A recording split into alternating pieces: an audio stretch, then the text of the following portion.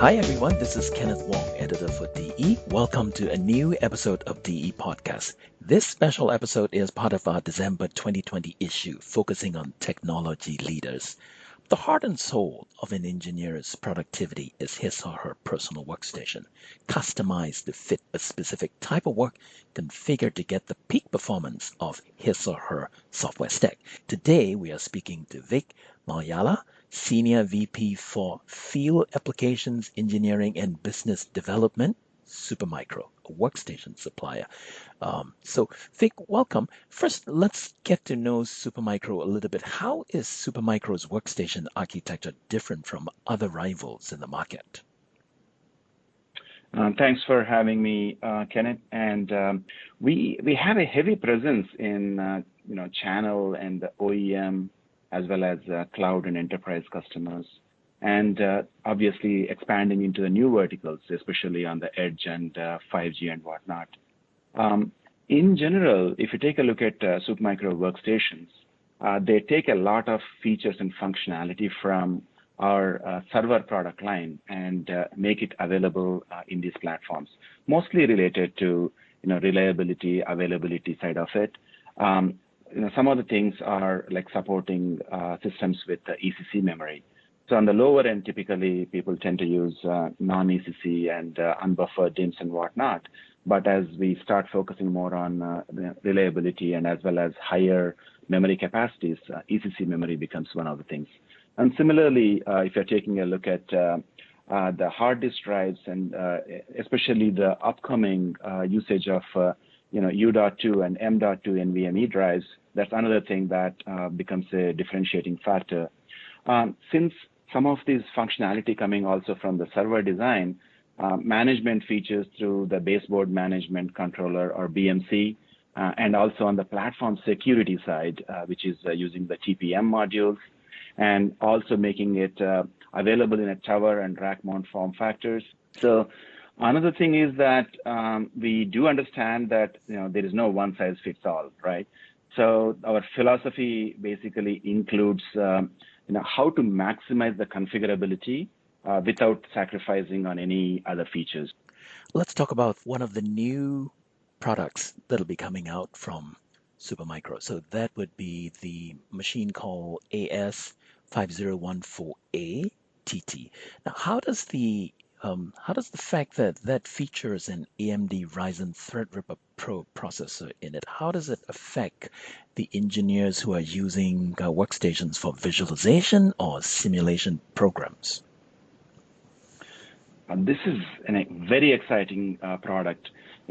For starters, if you take a look at AMD's Ryzen Threadripper Pro, it comes in multiple flavors. The top bin is coming with 64 cores, and it can support up to 2 terabytes of memory, and very high frequency. I mean, all-core boost goes up to like 4.2 gig, and most importantly, it has 128 lanes of PCI Express Gen 4, which is phenomenal, right? So, which is something that is needed to support multiple GPUs or faster storage and networking, and that's exactly what we are doing, and that's what we are trying to do the best. So, for example, in this system, we have 6, PCI Express slots that's supporting up to 4 double-width GPUs, and it supports U.2 NVMe drives, including, for example, the highest performant Intel Optane drives. And we also support the M.2 drives, 4 of them on board, and also leaving additional expansion, bring the fastest network and whatnot. So this is the most versatile, and also this is the first of its kind in the industry to support 4 double-width GPUs on a platform. So other way to look at it is why it matters for visualization and simulation and in simulation type of workloads. So one of the things the hardware features offering is it provides configurability in the software side of it.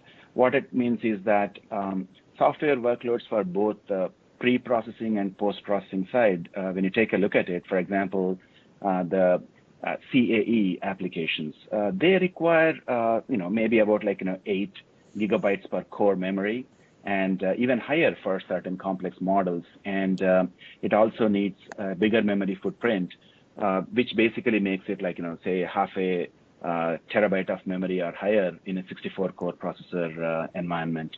And the memory bandwidth is another important thing. By having 8 memory channels, that also helps in making these applications run better. And one can actually use like dual socket. If, for example, using 2 processors, they can get more cores. But the problem is going to be with the NUMA or the non-unified memory access overhead. So by using single socket, we are able to get over that. So with more and more powerful GPUs and the tools developed to take advantage of that for AI workloads and all, the memory requirement goes even higher. So having this 2 terabytes of memory is really useful. How important is the multiple GPU setup, by the way? What's the advantage of it when it comes to engineering or design workloads? It's an excellent question. I think a lot of times we get lost in the speeds and feeds, right? But if you take a look at it, the sizing becomes an important factor. So if you take a look at the common tools, the industry leaders in this segment is like, the ANSYS and the Dassault systems and Autodesk and all. They have different workloads for different workflows for different workloads. And if you take a look at the hardware point of view, right? A typical CAD user requires like 4 to 6 cores. These are multi-threaded applications. So 4 to 6 cores is what they can take. And on a GPU, it has its local memory. So typically they take about 3 to 4 gigs of GPU memory and maybe around like 32 gigs of main memory. Like I was saying, per core, certain amount of main memory, right? Versus if you're taking a look at the CAE user for the post-processing, it requires a lot more cores, like 8 to 12 cores, and even higher memory for the GPU.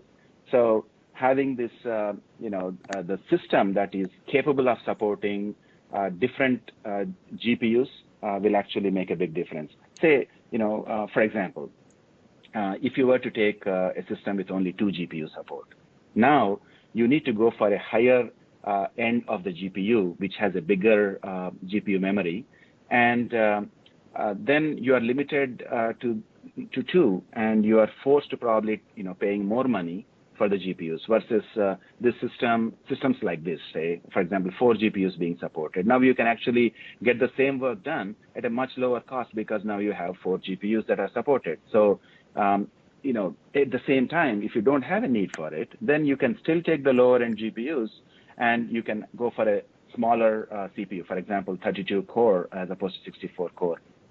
The last question I have is not exactly a technical question, but it has to do with all the changes that are happening around us. The recent pandemic seems to have changed the way people work. In other words, mostly people are working from home, including engineers and designers. Does it change the role of the workstation or change how your customers use their workstation?